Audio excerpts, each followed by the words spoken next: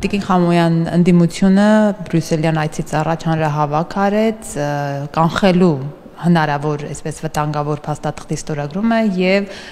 ինչպես ընդդիմադիրները այդ օրը հայտարարեցին հասարակությունը փորձում է Նիկոլ Փաշինյանին ցույց տալ, որ կողմ չի իր նախաձեռնած ցանկացած արտաքին քաղաքական որևէ նախաձեռնությանը փաստաթղթին։ Ձեր ակնկալիքներ այս հանրահավաքից ամեն դեպքում արդարացան թե ոչ։ Շնորհակալ եմ հարցի համար, նախ ուզում եմ ասել, որ երեկվա մեր հանրահավաքը նվիրված էր ոչ միայն Բրյուսելյան այսօրվա հանդիպմանը կանխարգելիչ այսպես ազդեցություն թողնելուն, այլ նաև նվիրված էր Բրյուսելյան այսօրվա հանդիպմանը եւ հուսամ այն իր նպատակին, իր առաքելությանը կարողանալու է հասնել երեկվա հանրահավաքը, երեկվա հավաքը։ Տեսեք, երեկվա հավաքը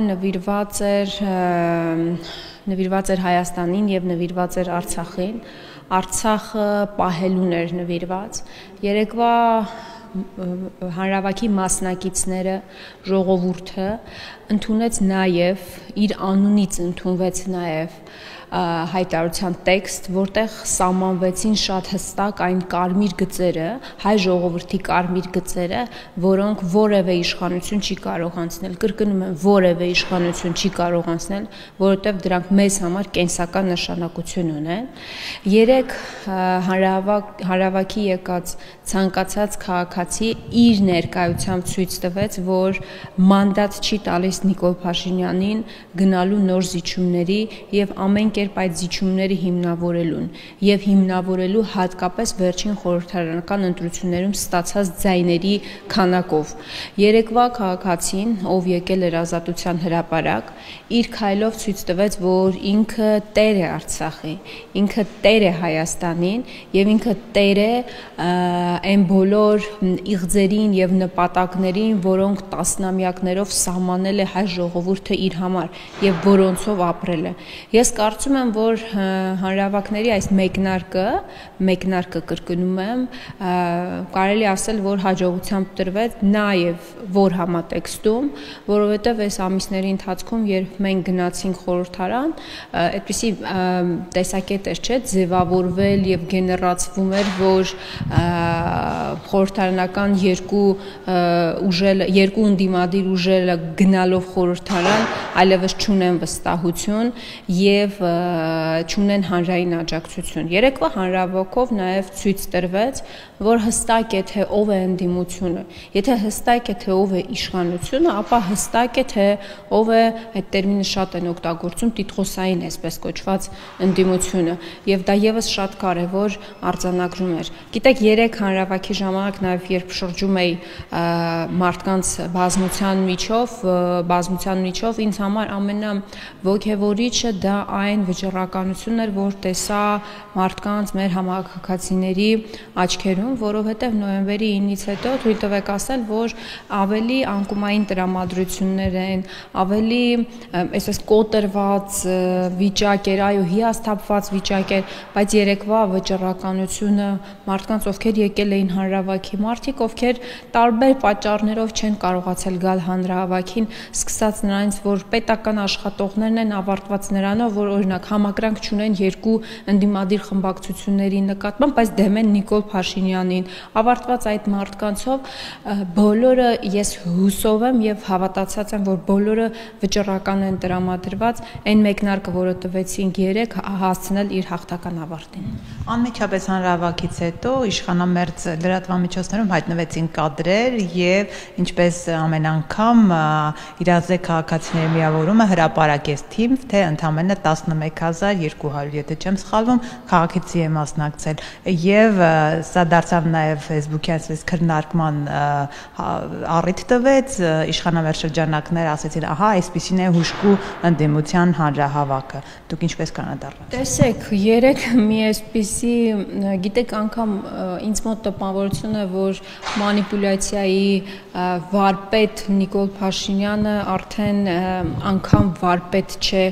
այդ հարցում ուսումնասիրություն, ինչ նկատի ունեմ, որովհետև երեք նաև այդպիսի այսպես տեղեկատվություն սկսեցին շրջանառել, որ հանրահավաքին վստահ եմ հանդիպել եք, որ հանրահավաքին ներկա է եղել բնակչության 0.37%-ը, գիտեք իսկապես զավեշ տալի է, ծիծաղելի է, հատկապես այն ֆոնին, երբ այսօրվա իշխանությունը, երբ Նիկոլ Փաշինյանը առանց վարչական ռեսուրսի, առանց այսպես ուժի գործադրման, ուժի բառես ուղիղ իմաստով եմ ասում, առանց սպառնալիքների կկարողանա մեր հրավիրած հանրահավաքի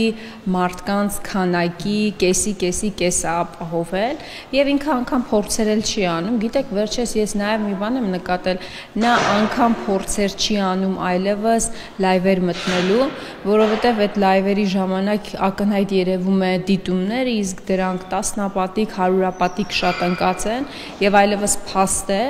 որ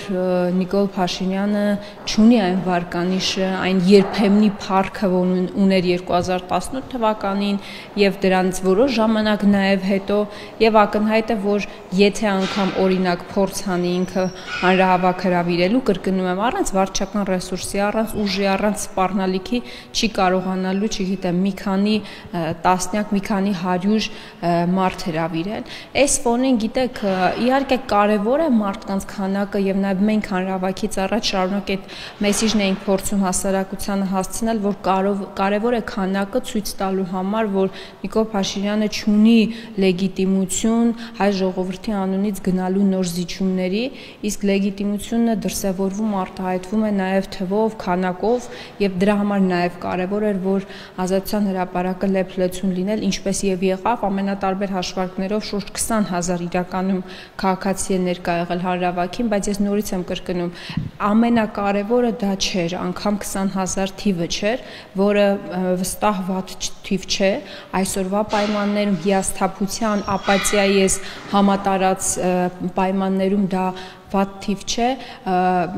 նորից եմ ասում, բազմաթիվ մարդիկ ես գիտեմ, որ տարբեր պատճառներով չեն եկել, որովհետև պետական ծառայողներ են, որովհետև որոշակի անվստահություն ունեն կամ մեր նկատմամբ, ընդդիմության նկատմամբ կամ առհասարակ գործընթացից հիասթափություն ունեն, հաշվի առնելով նոյեմբերի 9-ից հետո ստեղծված իրավիճակը, ամենակարևորը մարդկանց այդ գիտեք որակներ, ես անկեղծ եմ ասում, չեմ ուզում որևէ մեկին այսպես թերագնահատեմ կամ փորձեմ առավել վառ գույներով նկարագրել, բայց իսկապես երեկվա դուք ինքներդ էլ որպես լրագրող, եթե շրջել եք մարդկանց այդ բազմության մեջ, վստահ եմ, տեսել եք այն որակը, որ արկա էր այդ հանրահավաքին, տեսեք, այսինքն երեկվա հանրահավաքը սոցիալական խնդիրներին նվիրված չէր, չգիտեմ, թանկացումներին, օրինակ թանկացումներին չէր նվիրված, դրված էր հայրենիքի հարցը, իսկ հավատացեք, որևէ հասարակության մեջ ամենևին չորակավորելով, այսպես հայ ժողովրդին,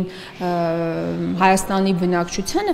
որևէ հասարակության մեջ միշտ հայրենիքի ընկալումը ավելի պակաս շոշափելի զգացողություն է, քան ցանկացած սոցիալական խնդիր, որը ուղիղ առնչվում է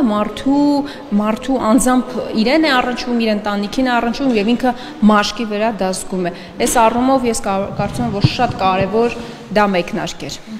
Հարթակից հնչեց, որ շարժման նոր մեկնարկ է տրվելու եւ գործողություններ են լինելու եւ որպես առաջին ակցիա Ֆրանսիայի հրապարակը 1 ժամով փակելն է։ Ինչ մարտավարություն է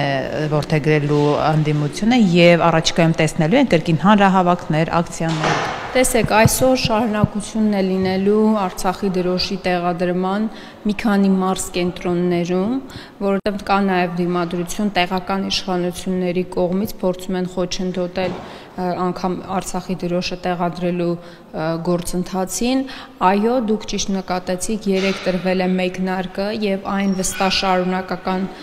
բնույթ է կրելու եւ սա ընդամենը սկիզբներ, տարբեր ակցիաներ են տեղի ունենալու, տարբեր մասշտաբների ակցիաներ են տեղի ունենալու, տարբեր քաղաքներում են տեղի ունենալու այդ ակցիաները, շատ կարեւոր է, որ միայն Երևանում կենտրոնացվածություն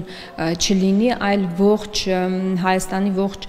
հասարակությունը, ժողովուրդը դրա մասնակիցը լինի, այսինքն հեռավոր սահմանամերձ գյուղի բնակիչը նաև կարողանա հասկանալ, զգալ, ընկալել հայրենիքի առջև կանգնած այս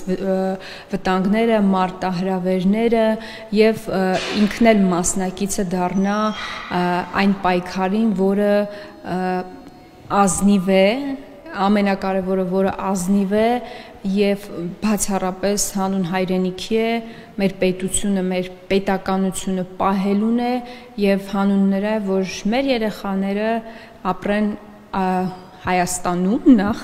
ապրեն Հայաստանում, որ մենք չդադարենք ունենալ պետություն, ապրեն լավ երկրում եւ բարեկեցիկ նաեւ երկրում, ինչու ոչ։ Իշխանափոխության այսպես պահանջը այսպիսի ակցիաներով եւ ընդհանրապես հնարավոր է Նիկոլ Փաշինյանի հրաժարականին հասնել նման շարժման այսպիսի մեկնարկով եւ ընդհանրապես ինչ եք անում գործնականում, որ այդ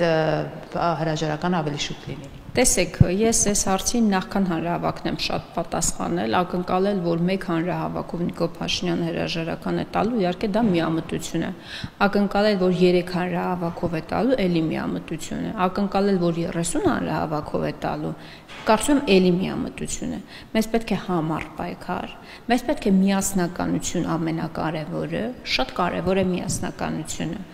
Եվ պետք է գիտակցենք, համառության տեսանկյունից պետք է գիտակցենք, որ սա հեշտ չի լինելու եւ արագ չի լինելու։ Եթե որևէ մեկը կարծում է, որ մենք կարողանալու ենք այնպես ինչպես Նիկոլ Փաշինյանը 18 թվականին պարալիզացնելով ամբողջ հանրապետությունը շտապօգնության մեքենաների ճանապարհների առջև փակելով, պաշտպանության նախարարության մեքենաների առջև փակելով, մենք օրինակ դրան կգնանք ընդཐུպ միջև դա, ես կդժվարանամ այդպիսի,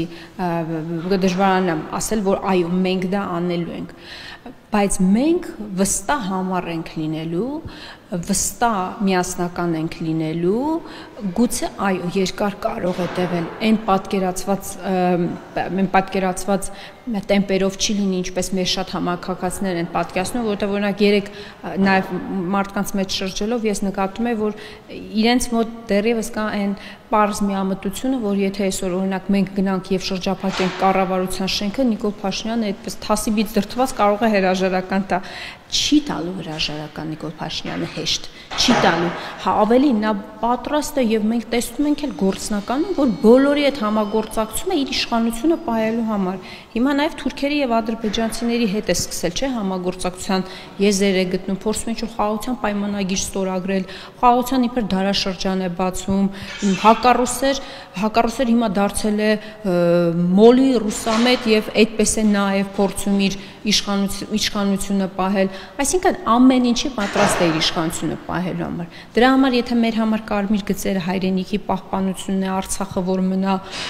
մերը, որ չմտնի Ադրբեջանի կազմի մեջ, իր համար նույն տրամաբանությամբ իր համար կարմիր գծերը իր իշխանությունը պահելն է։ Դրա համար հեշտ չի լինելու։ Լինելու են տարբեր գործողություններ, այսինքն լինելու է եւ փողոցային պայքար, եւ նաեւ խորհրդարանական աշխատանք է տեղ ունենալու։ Սրանք իրար զուգահեռ պետք է լինեն եւ ամենակարևորն է, որ մենք հասկացված լինենք մեր համակարգացիների մեծամասնության համար, որ ավելի մոտ դառնա իշխանափոխության այդ process-ը մեզ։